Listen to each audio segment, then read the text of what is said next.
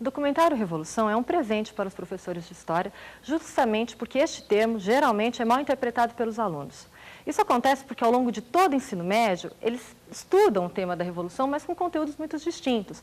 É a Revolução Agrícola do Neolítico, a industrial, a burguesa, a francesa, enfim. Ao possibilitar uma discussão deste conceito e a sua característica polissêmica no âmbito do político, do religioso, do sexual, dos costumes, do cotidiano, o documentário permite não apenas uma revisão desse conceito, que é importantíssimo na área de história, mas também inseri-lo na história do Brasil. Acaso a nossa Revolução Praieira, de 1817, Farroupilha, de 30, 32, o mesmo golpe militar, que muitos historiadores tendem a considerar como uma revolução, seriam revoluções, de acordo com a concepção do documentário? Este é um tema importante, uma questão interessante para trabalharmos com nossos alunos. Bom, o vídeo que vai ser mostrado aí, chamado Revolução, traz um tema polêmico da humanidade, que é a noção mesmo de revolução. Para trabalhar o vídeo, eu sugiro para os professores, num primeiro momento, discutir com os alunos a ideia mesma de revolução, a partir de um texto clássico sobre o assunto, uma análise da Revolução Francesa, um ótimo momento para um trabalho interdisciplinar com o professor de História, por exemplo, em que o autor, Karl Marx, discute a noção mesma de revolução. Uma vez feito esse trabalho teórico com os alunos, o professor pode voltar para o vídeo e aí rediscutir as várias noções de revolução que aparecem no vídeo, por exemplo, revolução industrial, revolução cultural, revolução da comunicação e assim por diante. Bom trabalho, professor. Nos tempos atuais, a gente ouve dizer cada vez mais que os tempos das revoluções terminaram. Por um lado, nós temos o esvaziamento da política por conta da economia que cobriu todos os espaços. E, por outro, o recrudescimento da repressão desde 11 de setembro de 2001. Mas será que antes a revolução acontecia de fato? Professor, aproveite esse brilhante vídeo para discutir essa questão a partir de dois autores. Por um lado, o Walter Benjamin, que dizia que o tempo de uma revolução é o tempo de uma cintilância, e completado pelo Sartre, que dizia que toda revolução termina desembocando numa engrenagem. Bom trabalho.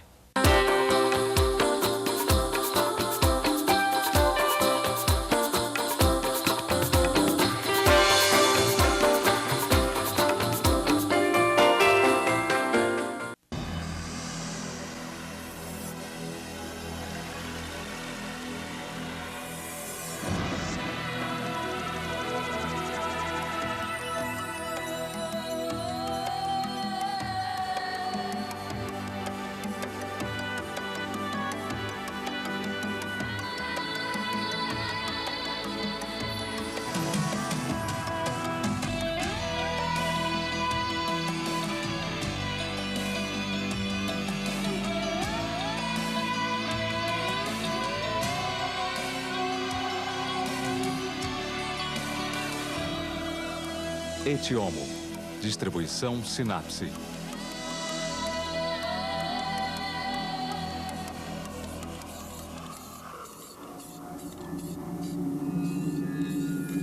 Революция.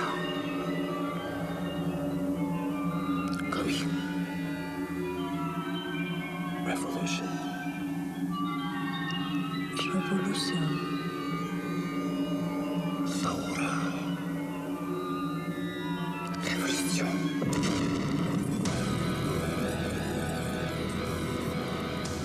Revolução.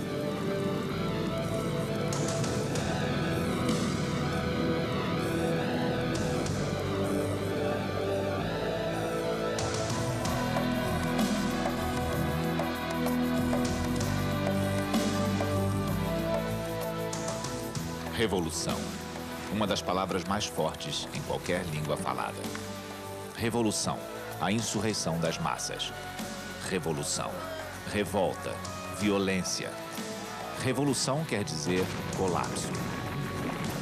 Mas também quer dizer coragem, exaltação e esperança. Eu tenho um sonho.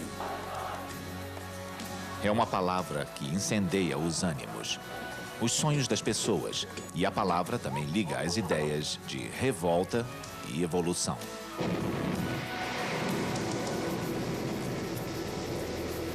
Revolução lembra contrastes, ricos e pobres, elite e povo, liberdade e opressão. Revolução também tem a ver com ciclos. Revolução é tumulto, mas também é uma roda que gira. Às vezes, ela pode virar lentamente, mas sempre deixa mudanças profundas.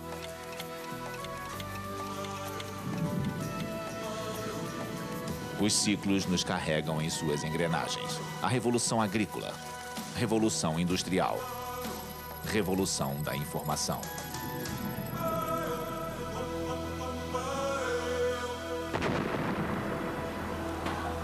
Politicamente, é a queda de um regime, seguida de mudanças radicais na sociedade.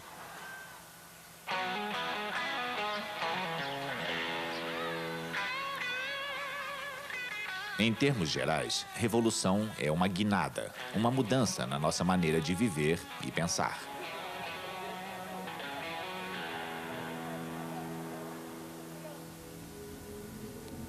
Revolução. A palavra seduz. Ela evoca nobreza, dignidade e a luta por um mundo melhor. E também é assustadora, por significar desordem, o desconhecido, o caos.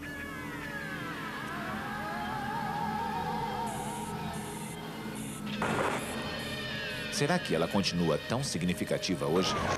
Ou será apenas uma sombra do passado, da qual nada restou além de um eco? O que motiva as pessoas a fazerem a revolução?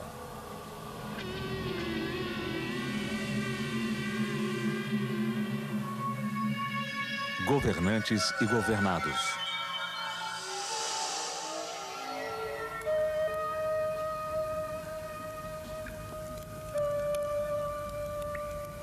Sabemos pouco sobre nossos antepassados pré-históricos, mas é difícil imaginar uma revolução política numa tribo nômade daquela época.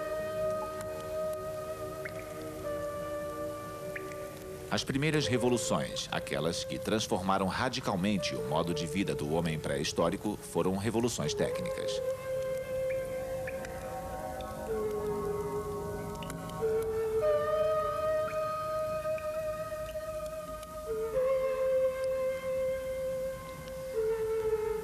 A primeira grande revolução da história foi a introdução das ferramentas. Isso aconteceu há cerca de 2 milhões de anos. Mas ainda vivemos os seus efeitos. Criando ferramentas que permitiam dominar a natureza, o homem pôde garantir sua sobrevivência e começar a se defender melhor. On a commencé à assurer sa survie et sa défense de façon plus efficace.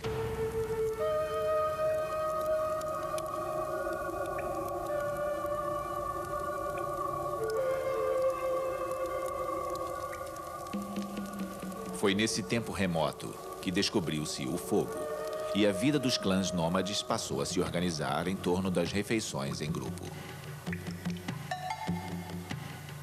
Como ocorre com outros animais que vivem em grupos, as disputas hierárquicas entre os humanos aconteciam segundo rituais pré-estabelecidos, sem ameaçar assim a estrutura do grupo.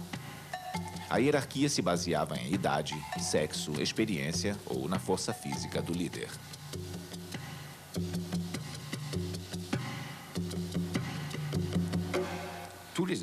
Todos os animais têm sistemas de poder e hierarquia, mas não conheço nenhum animal que modifique esses sistemas. A política abre a possibilidade, não de exercer o poder, mas de transformar o sistema que o estrutura.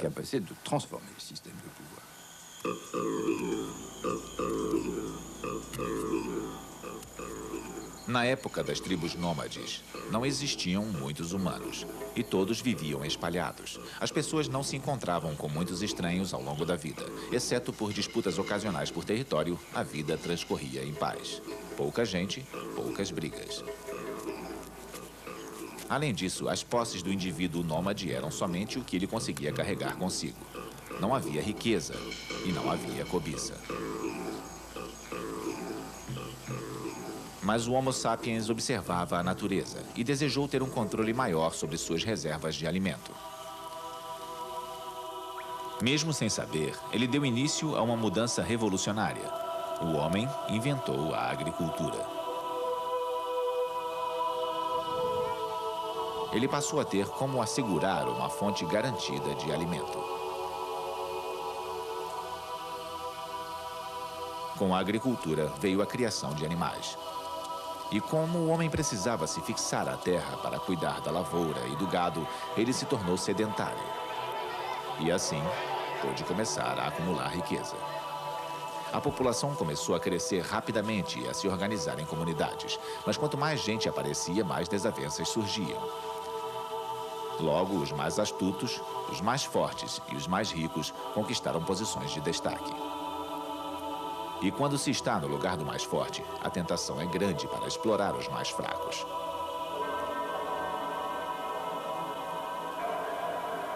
Foi aí que começaram os problemas.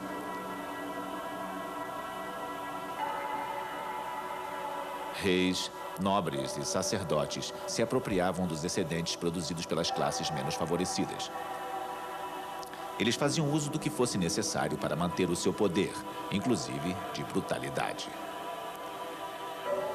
Mas, por vezes, as pessoas se cansavam de estar sempre por baixo e acabavam perdendo a paciência.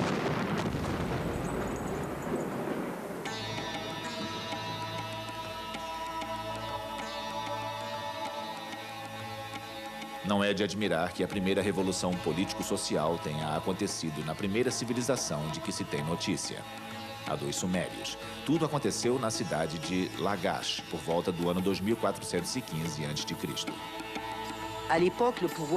Na época, o poder se concentrava nas mãos dos dois sumos sacerdotes que adoravam o deus Ningursá. Eles exploravam descaradamente o povo, cobrando impostos abusivos. Esse não é o papel normal do Estado.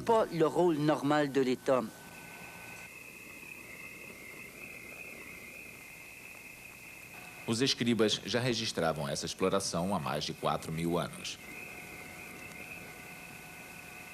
Quando uma família enlutada leva um corpo para sepultar, sempre há funcionários públicos e exploradores para recolherem o que puderem da cevada, do pão, da cerveja e dos artefatos. Há cobradores de impostos por toda parte.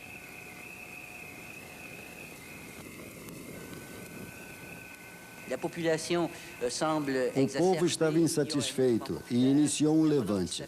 Um sujeito chamado Urukagina aparentemente era o líder. Ele derrubou o sistema e implantou várias reformas. Ele liderou a revolta que se transformou numa pequena revolução política, pode-se dizer, já que envolvia o Estado. Mas ela não questionava a natureza desse Estado, e sim os seus procedimentos.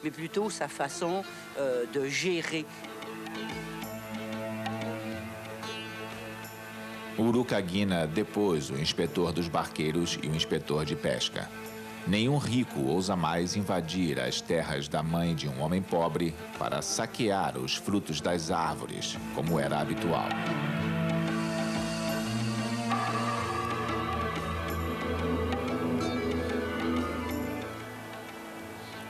Historicamente, nem todas as elites exploraram os menos favorecidos.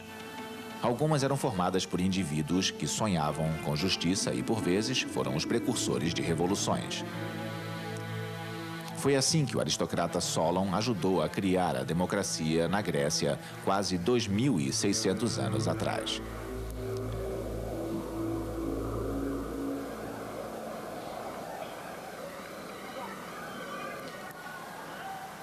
Na época de Solon, os pensadores gregos desenvolveram o conceito de que cada indivíduo do povo tinha sua importância. E essa foi a raiz do conceito de direitos humanos. Mesmo assim, na cidade-estado de Atenas, o direito dos indivíduos era desconsiderado. Uma minoria rica era dona das melhores terras e enriquecia à custa dos camponeses que precisavam pagar caro pelos cereais. Logo, os atenienses estavam afundados em dívidas. E quando os artesãos e lavradores não podiam pagar o que deviam, os nobres os transformavam em escravos ou os mandavam para o exílio. No ano de 594 a.C., a resignação do povo chegou ao limite. O país estava à beira de uma guerra civil.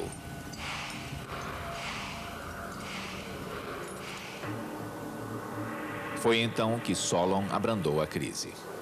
Ele propôs uma anistia política e o fim da escravidão com base em dívidas. E estendeu o direito de supervisionar a administração da cidade a todos os cidadãos atenienses. A nova democracia não tinha efeito para mulheres nem para escravos. Mesmo assim, foi uma ideia revolucionária num mundo onde, mesmo nas outras cidades da Grécia, somente os membros da aristocracia podiam reivindicar o status invejável de indivíduos. Na Grécia Antiga, sobretudo em Atenas, o movimento foi coletivo. Mas estava concentrado no que chamamos de individuação, na liberação do indivíduo.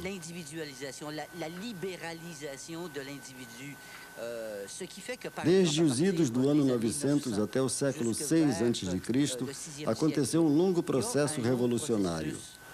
Ocorreram mudanças profundas.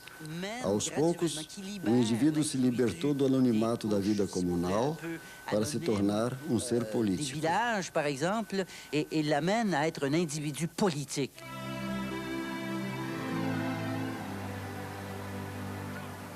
Graças a Clístenes e Péricles, que apoiaram as reformas de Solon, toda a comunidade ganhou soberania. Pela primeira vez, todos os homens se tornaram iguais perante a lei. A linhagem e a riqueza não eram mais garantias de privilégios. Eles criaram uma assembleia democrática, onde os cidadãos podiam expor suas opiniões, votar a criação de leis e tomar todas as decisões políticas importantes. As autoridades encorajavam tanto a participação que, quando o quórum era reduzido, uma polícia especial vasculhava as ruas para capturar cidadãos que eram convidados a participar sob ameaça de serem multados.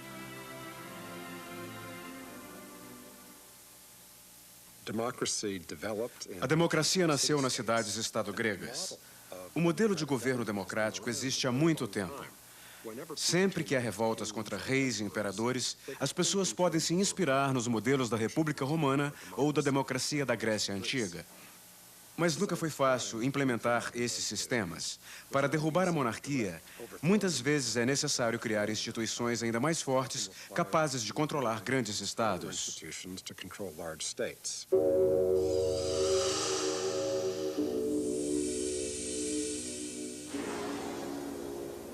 E, além disso, nem todos os oprimidos se rebelam.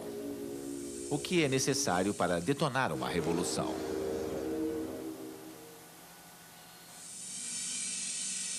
Liberdade ou morte.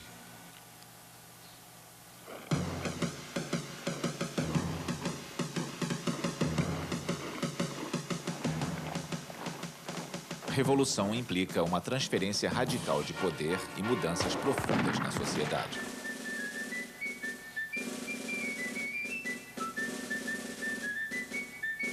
As revoluções americana e francesa ajudam a compreender quais os elementos necessários para fazer uma revolução eclodir.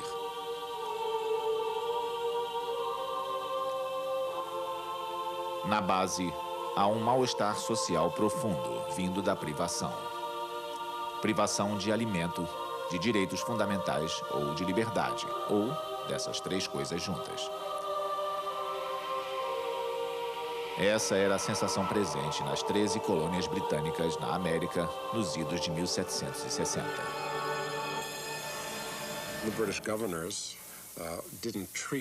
Os governadores britânicos não davam aos americanos o respeito que eles julgavam merecer.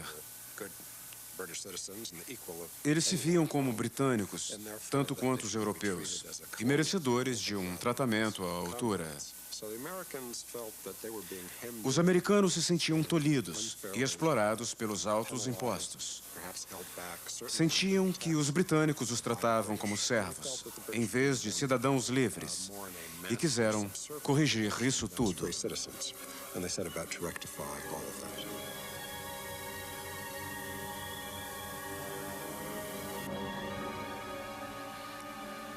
As autoridades ignoraram a insatisfação popular e isso agravou a situação.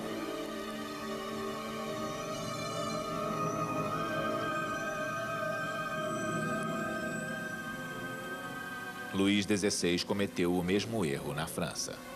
Ele centralizava todas as decisões do Estado, mas ignorava totalmente as condições de vida de seus súditos. O povo começou a questionar se ele teria direito de governá-los. Fraco e indeciso, Luís XVI isolou-se da aristocracia que desejava manter seus privilégios num país à beira da falência. Dos burgueses que exigiam mais poder e dos artesãos e camponeses que não estavam mais dispostos a viver na pobreza. Os alarmes estavam soando, mas o rei não deu ouvidos. Da mesma maneira como, anos antes, Jorge III da Inglaterra havia ignorado as exigências das colônias americanas. O governo britânico via as colônias como um bem a ser administrado em benefício da elite local. Isso deixava indignados os americanos de todas as camadas sociais. Os fazendeiros pobres foram os grandes responsáveis pelo início da Revolução, pois queriam a posse da terra.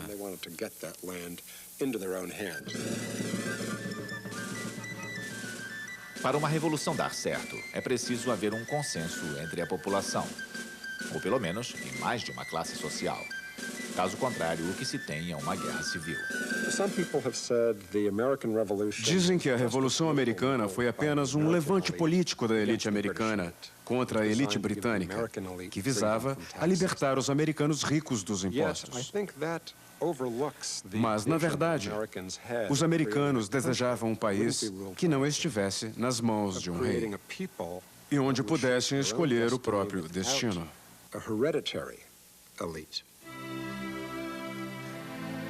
Esse ideal revolucionário é expresso no texto de Thomas Jefferson da Declaração de Independência.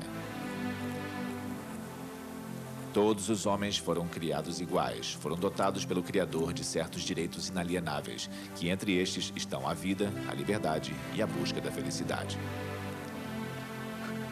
E essas ideias se espalham depressa. Como Benjamin Franklin havia feito antes dele, Jefferson foi para Paris discutir suas visões com os revolucionários que encontrava pelos cafés da cidade. A Declaração dos Direitos Humanos, que os franceses adotaram anos mais tarde, foi baseada no modelo americano. Declaração dos Direitos do Homem e do Cidadão. Artigo 1º. Os homens nascem e são livres e iguais em direitos. As distinções sociais só podem fundamentar-se na utilidade comum.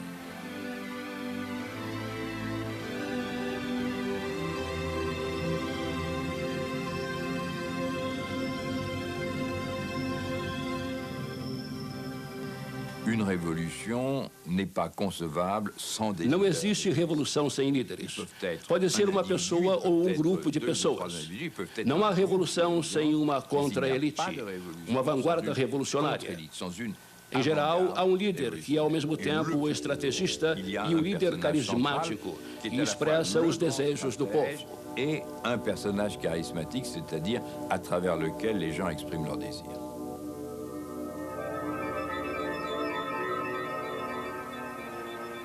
Pensando nas revoluções americana e francesa, alguns nomes vêm à memória naturalmente. Mas é interessante notar que os grandes revolucionários não costumam pertencer às classes oprimidas. Os líderes são aqueles que desejam mudanças para o seu país e que, provavelmente, escolheriam carreiras políticas, mas se veem num contexto em que não é possível promover mudanças da forma convencional. Assim, a única maneira de transformar o status quo é tornando-se revolucionário.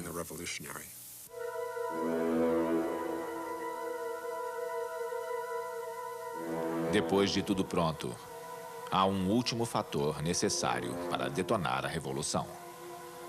Este fator final é o catalisador, o acontecimento que acende o pavio. Na América, os confrontos com a pátria-mãe continuavam se acirrando. Depois de taxar o melado, uma mercadoria importante usada no fabrico do rum, o governo britânico aboliu a lei do selo e criou impostos de importação sobre o vidro, chumbo, papel e até mesmo o chá. Os americanos se rebelaram.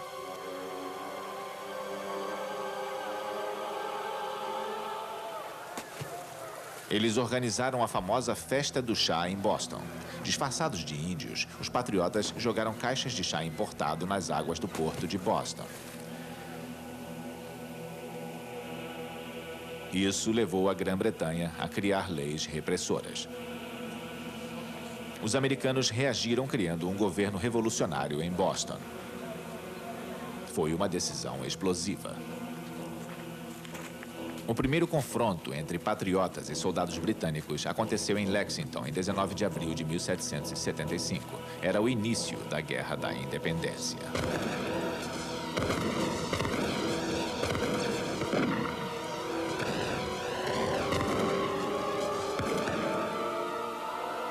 O conflito só teve fim em 1783, quando a Inglaterra reconheceu oficialmente a independência dos Estados Unidos da América.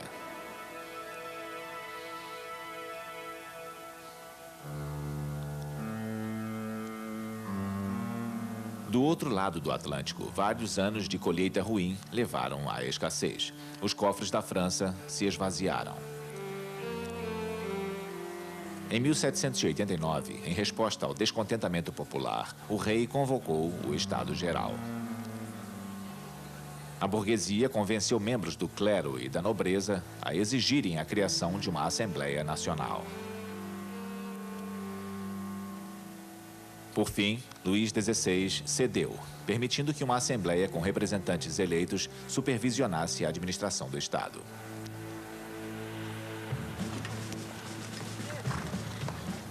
Mas, em segredo, ele passou ordens ao exército para se concentrar nos arredores de Paris. Comentava-se que o rei estava preparando uma repressão sangrenta para a Assembleia e para o povo.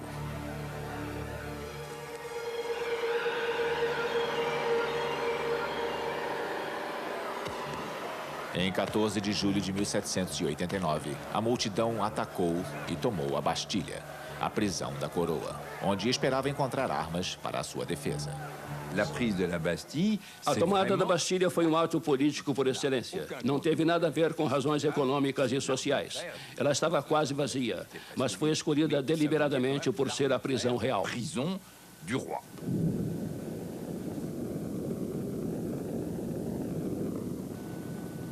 Mas revoluções não acontecem num único dia. É preciso tempo para derrubar todos os opositores. A América fez uma revolução sem ter passado por fases de ditadura, terror ou guerra civil violenta. Isso é raro. Na maior parte dos confrontos revolucionários, há uma facção, a dos ex-detentores do poder, que se opõe às mudanças. Esse movimento contra-revolucionário ameaça o sucesso do povo que almeja tomar o poder e modificar a sociedade. E o esforço de defender a revolução, às vezes, é priorizado em detrimento de ideais como a democracia e igualdade, que no princípio eram valorizados. Na América, a democracia foi estabelecida pouco tempo depois da Revolução na França. Levou quase um século para a Terceira República estabelecer um governo democrático.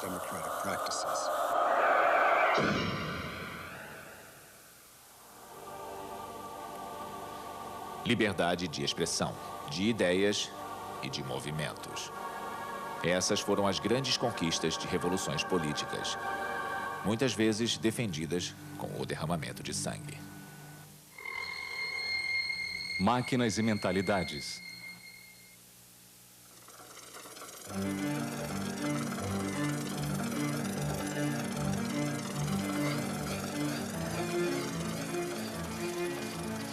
Enquanto a América lutava pela independência em 1776 e na França cabeças eram cortadas em 1793, havia outra revolução se formando. Um tipo inteiramente diferente de revolução, mas que também teria repercussão significativa. Na Grã-Bretanha, inventores criaram um aparelho que iria revolucionar o mundo: a máquina a vapor.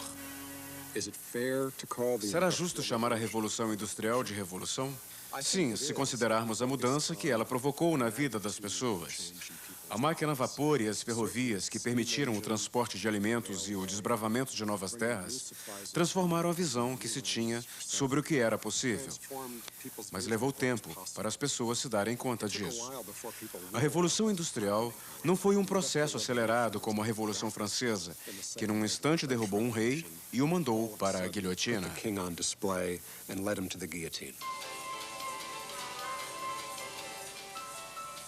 A primeira onda da Revolução Industrial atingiu a produção têxtil.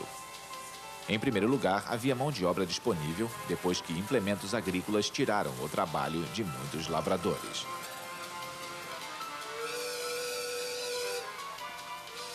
As novas máquinas a vapor levaram à criação das fábricas de tecidos, onde os ex-lavradores encontravam empregos.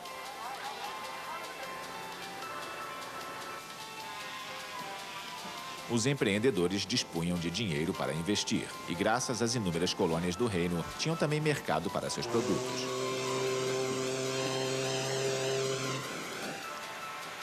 Novos meios de transporte possibilitavam distribuir a produção.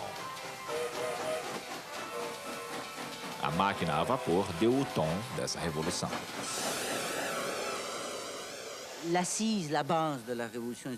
O fundamento da Revolução Industrial está primeiramente na forma de produzir. Ela mudou com a introdução das máquinas e também com as novas maneiras de aproveitar a energia. Surgiu o uso do vapor como combustível, por exemplo. Um dos primeiros efeitos disso na economia foi o aumento da produção e também da produtividade, se falarmos em horas de trabalho.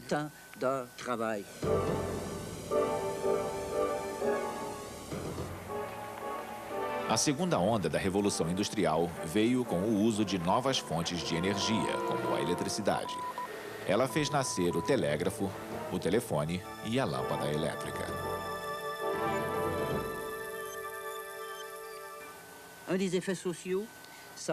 Um dos efeitos sociais foi a transformação de camponeses em operários, agora presos ao ritmo imutável das máquinas.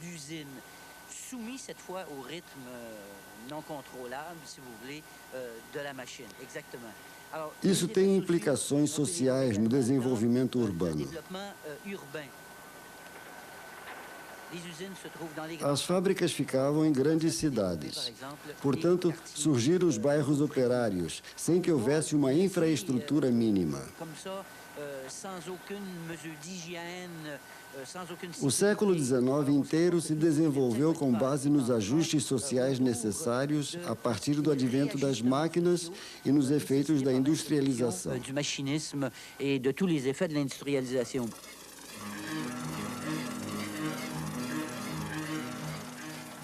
Outro efeito da Revolução Industrial foi o surgimento da classe operária. Sem classe operária, talvez nunca tivesse surgido a nova ideologia que originou a maior revolução do século XX. Essa nova ideologia foi o marxismo.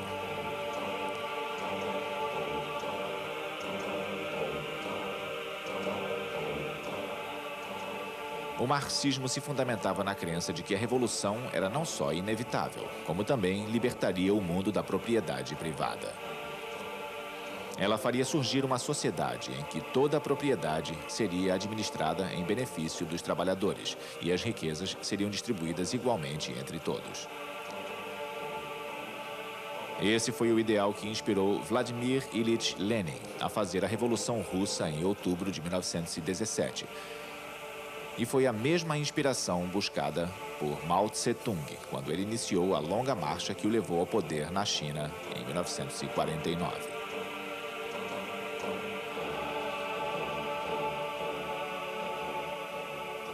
Mas nenhum revolucionário seria capaz de derrubar o regime sozinho. Revoluções são feitas com a força da união. Os indivíduos, um a um, devem abraçar o sonho da mudança e a mentalidade reinante deve ser renovada.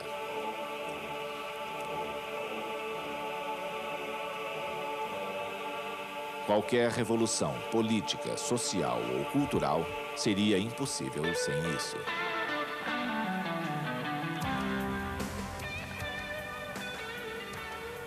A chamada revolução sexual, por exemplo, seria impensável sem uma mudança profunda de mentalidade.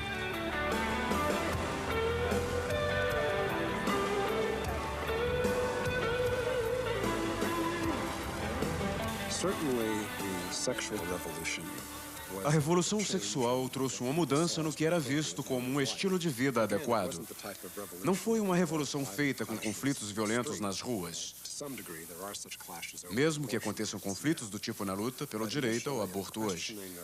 Mas tudo começou simplesmente com o questionamento da monogamia e do direito a estilos de vida alternativos.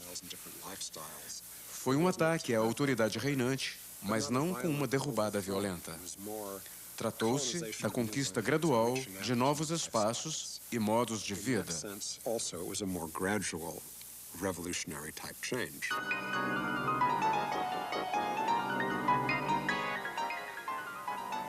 E essas mudanças revolucionárias que abalaram o mundo ocidental não teriam sido possíveis sem a mudança radical de mentalidade criada pelo feminismo.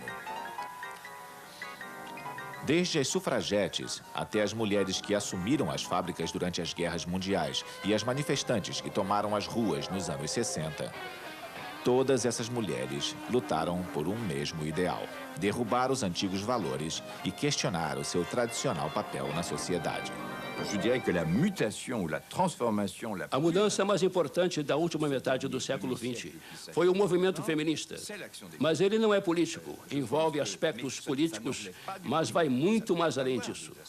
É uma chamada mutação cultural, uma mudança fundamental na representação que adotamos do ser humano.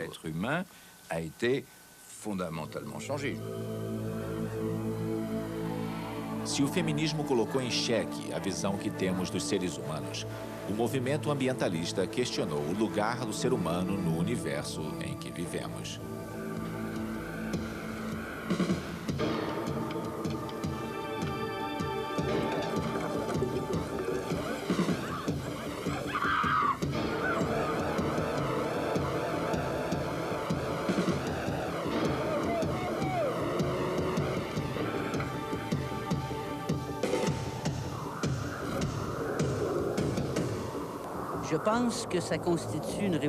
É uma grande revolução na visão que temos da nossa relação com o universo. A industrialização levou ao uso descontrolado da natureza, como se ela existisse para ser explorada e violentada sistematicamente. Mas agora nos demos conta de que há limites para isso.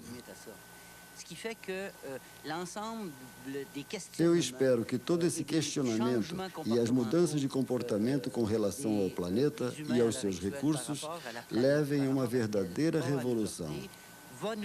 Há uma nova relação entre homem e natureza. Celui d'un nouveau contrat entre l'homme et la nature.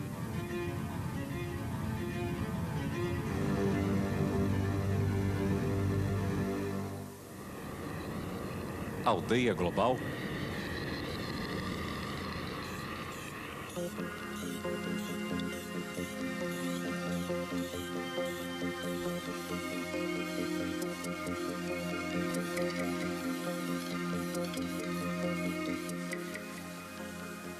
Nenhuma revolução é possível a menos que seus ideais políticos, sociais ou culturais possam ser propagados.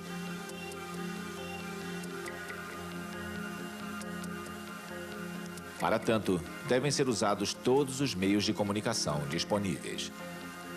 E esse não é um fenômeno novo.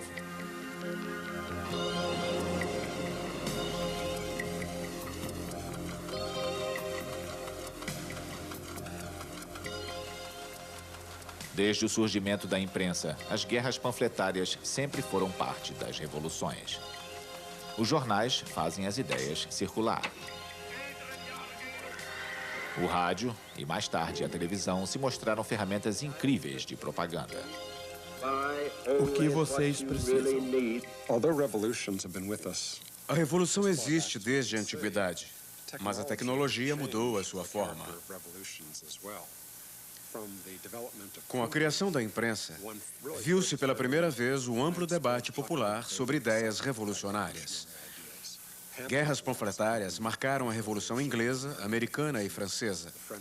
E se os panfletos puderam ampliar o alcance dos ideais revolucionários, a TV serviu para divulgar ainda mais, tanto as ideias quanto imagens dos atos em si.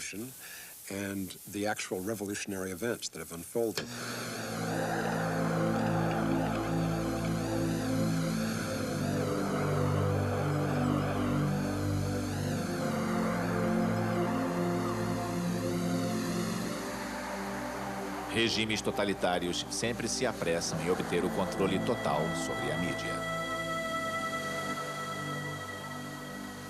Afinal, não é essa a melhor maneira de abafar movimentos revolucionários?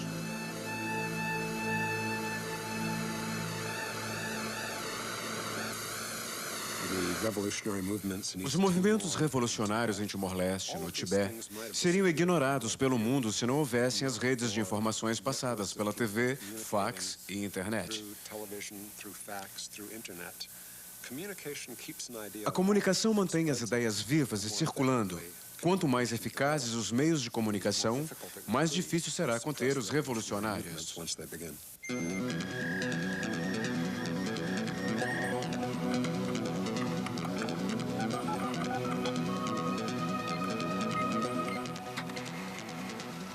Com as novas tecnologias de comunicação, os meios para divulgar ideais revolucionários são ilimitados. A própria onda de novas tecnologias tem sido chamada de revolução da informação. Mas será mesmo uma revolução? Revolução é uma mudança completa. Eu prefiro o termo mutação. Não me importo de falar em revolução, mas fica sem sentido. Nós intuímos a existência de sociedades pré-industriais. Depois vieram as sociedades industriais. E hoje vivemos na sociedade pós-industrial. Seja da comunicação, da informação ou do que for. A revolução, no sentido de uma mudança de estrutura, realmente aconteceu. Quer dizer que tenha sido conquistada à força. Brusque. Et par la force, évidemment non.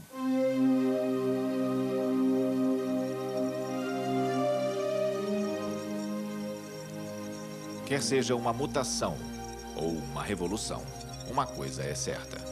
Depois que as redes permitiram a divulgação de uma massa incrível de informação sem barreiras de países, leis ou visões culturais diferentes, devem acontecer reviravoltas radicais.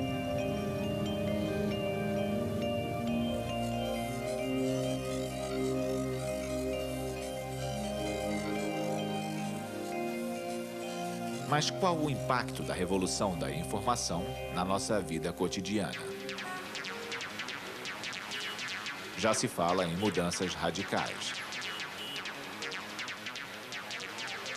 Mas não devemos esquecer que informação já é a base de qualquer sociedade.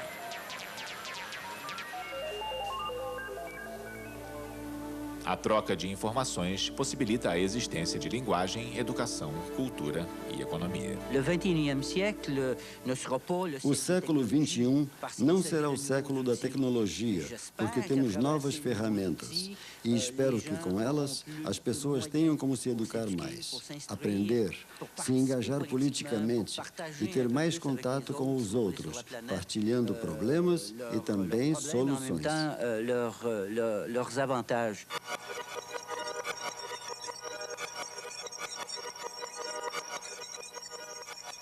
Mas há quem questione se estamos mesmo melhor informados.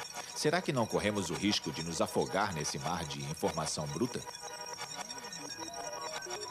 Além disso, como ela não está igualmente disponível para todos, a lacuna entre países com acesso a ela e os que não têm acesso deve se aprofundar ainda mais. Os efeitos dessa terceira onda da Revolução Industrial variam de região para região. Mas eles vão variar também de acordo com quem os analisa. Será que o termo revolução perdeu o seu brilho? O uso exagerado do termo quase o banalizou. Já estamos chamando qualquer mudança de revolução, até como instrumento de marketing. Apregou-se inovações revolucionárias em detergentes e cremes dentais. Claro que o termo evoca uma imagem atraente de novidade e melhoria, mas estamos exagerando. Hoje, todos se empolgam ao falar de revolução da informação, mas, como aconteceu com a Revolução Industrial, vai levar décadas para termos a noção exata das implicações dela.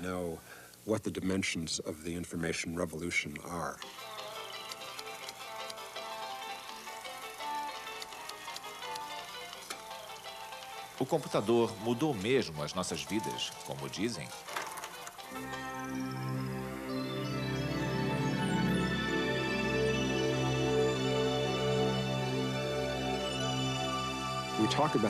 Fala-se em trabalho à distância, mas a maioria das pessoas ainda precisa ir para o escritório.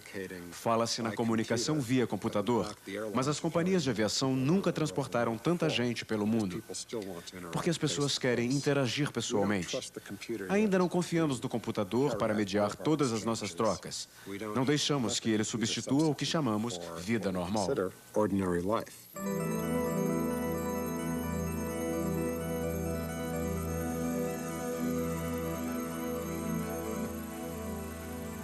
Temos a impressão de que a sociedade moderna não funcionaria sem computador, fax, terminais bancários eletrônicos e celulares, até porque muitas vezes a invenção do aparelho cria a necessidade dele. Mas será que isso tudo faz as pessoas se sentirem menos solitárias? Todos esperamos o nascimento de uma fraternidade sem fronteiras, a tão falada aldeia global. Mas mesmo assim, não estamos felizes. Por que será? Amanhã, a revolução.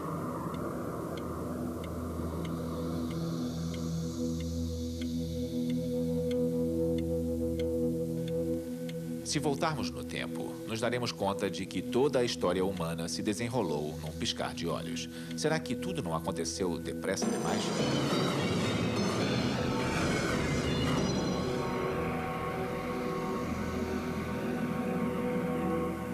Diante dos milhões de anos de evolução gradual e paciente que aconteceram antes de nós, temos que admitir que 99% da existência humana foi passada em pequenas tribos nômades da pré-história.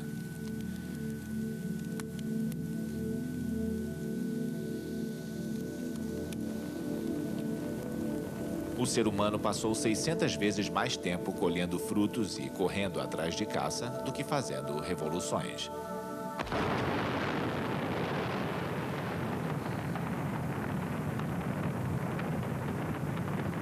O progresso todo aconteceu em ritmo veloz e as mudanças se aceleram cada vez mais. Algumas pessoas sentem que estão perdendo o controle das coisas e se perguntam quais serão as consequências de tanta mudança. O tempo passa, nós nos adaptamos e a vida segue até a próxima virada. Mas será que a revolução é necessária para a evolução?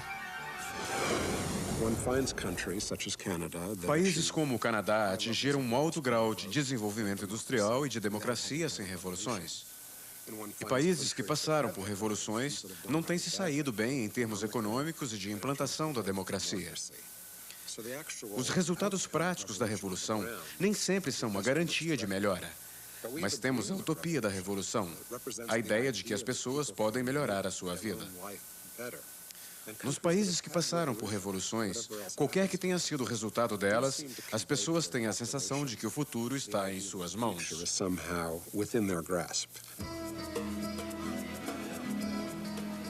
Diariamente, mesmo sem nos darmos conta, desfrutamos das conquistas obtidas pelas grandes revoluções da história. Muita gente no mundo tem o direito de expressar suas opiniões, de praticar a religião que escolherem ou nenhuma religião, de ser defendidos por um advogado em caso de acusações e de se deslocarem livremente. Tudo isso porque nossos ancestrais defenderam bravamente ideais de justiça no passado.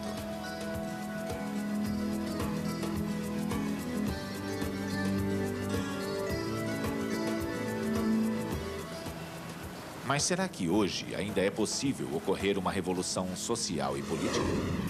Almost assuredly. Certamente, a revolução é possível sempre que um governo adota posições exclusivistas que incomodam a elite, que se sente sem voz de ação ou que falha em atender às aspirações da população geral. Nous voyons davantage dans la révolution une rupture. Revolução é ruptura, é violência. Hoje temos mais consciência das consequências perigosas das revoluções.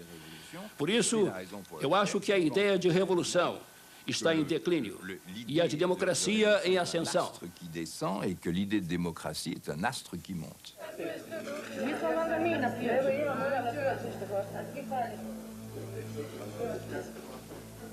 Será que isso quer dizer que a democracia é uma espécie de garantia contra a revolução? Obviamente, qualquer regime democrático permite mudanças sem que, necessariamente, a autoridade seja derrubada. Mas isso irá revolucionar o mundo?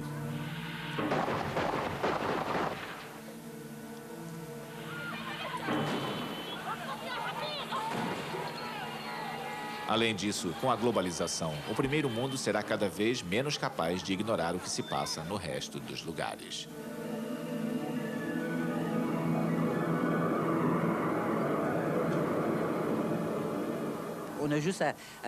Basta fazer uma análise histórica, a começar pelas grandes migrações evolucionárias que inevitavelmente vamos questionar o mundo atual.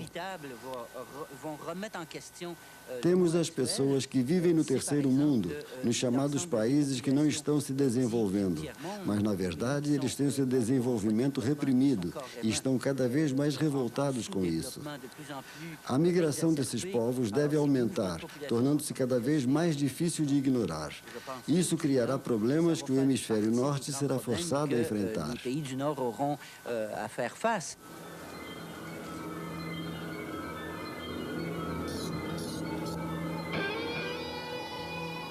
No coração das democracias ocidentais, às vésperas do terceiro milênio, as pessoas ainda sentem o imenso incômodo de se depararem com situações de injustiça.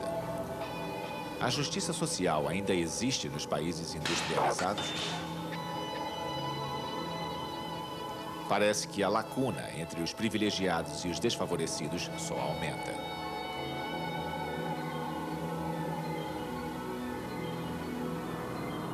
O incômodo existe, é palpável.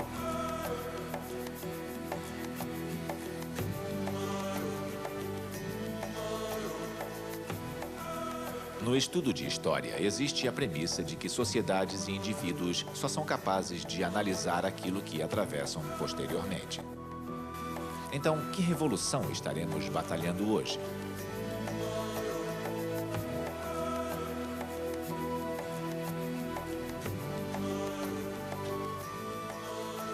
Sem dúvida, os nossos filhos serão capazes de nos dar essa resposta no futuro.